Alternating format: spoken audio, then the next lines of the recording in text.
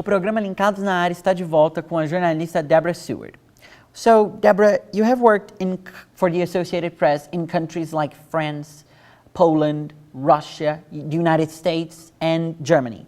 But was it hard to adapt to the cultures of these countries when you were working on them as an international correspondent? First of all, I was much closer to your age than I am now. I think that not really. I mean, I really wanted to go into Germany, France, Poland, Russia, former Soviet Union. And a key thing is languages. So I had those languages, and they were assignments that I was looking to do and wanted to do. And I lived in Germany with a German family. In Poland, I tried to live like a Pole. I tried to fit in. But above all, I tried to learn the language. I didn't want to do my job as a journalist through an interpreter. There were places I had to, like Hungary. I couldn't learn Hungarian. But I think that it's really important to be as close to the news as possible without a filter, experience it from all the way from people in the street to the highest levels of government, so that you get a panorama of what is going on in that country. And if you have the language, you can do more than just interview somebody, take down their quotes and put together a story. You can read their books, you can go to the cinema, you can get a much broader view of the countries that you're covering, because that's really important even if you're only covering one specific angle of something that's going on there. Is there any country you worked that you wouldn't like to go back?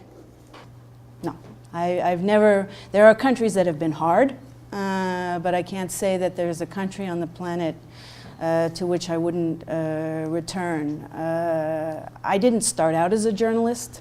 I studied history, I studied French, and I had different plans in life. But when I walked into a newsroom of the Financial Times the first day, by the end I knew that that's what my vocation was. And it took me to many countries, and all of them were of great interest to me. Now, Deborah, being more specific, Latin America is on debate.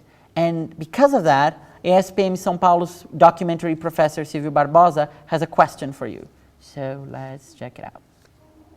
Deborah, do you think Brazilian journalists, or better, Latin American journalists, have space on media to exercise the freedom of press, the freedom of speech? Well, I think in Latin America, it's not, while there's a crisis in the media in Latin America, it actually is similar to what's going on in other places in the world. I've been now in Brazil. This is my third time. I feel very fortunate, but I've also been in other countries in Latin America. And one of the things that is happening is that big channels, I've noticed, are coming in terms of television, for example.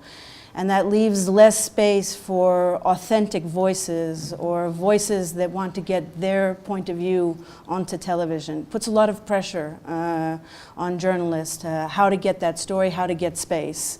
The same goes for the newspapers that are migrating to the internet. And there's a challenge then for those who go directly through the social media that we've seen.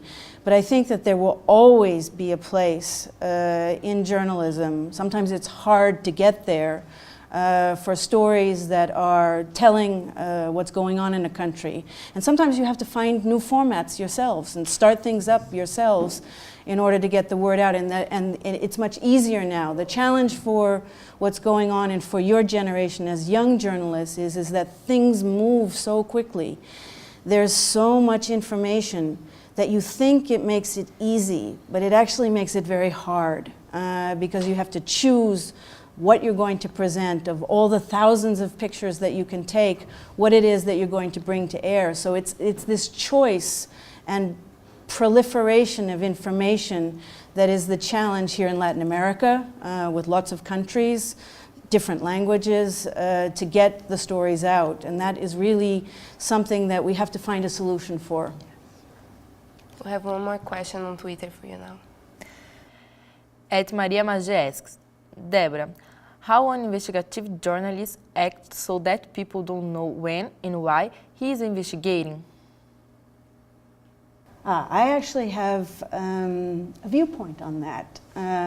I think that investigative journalists, and I'm not an investigative journalist, I have a tremendous respect for them, is the more transparency that you can bring to your reporting, the better. Because the hardest things, or one of the hardest things for those who are practicing investigative journalism, is the credibility.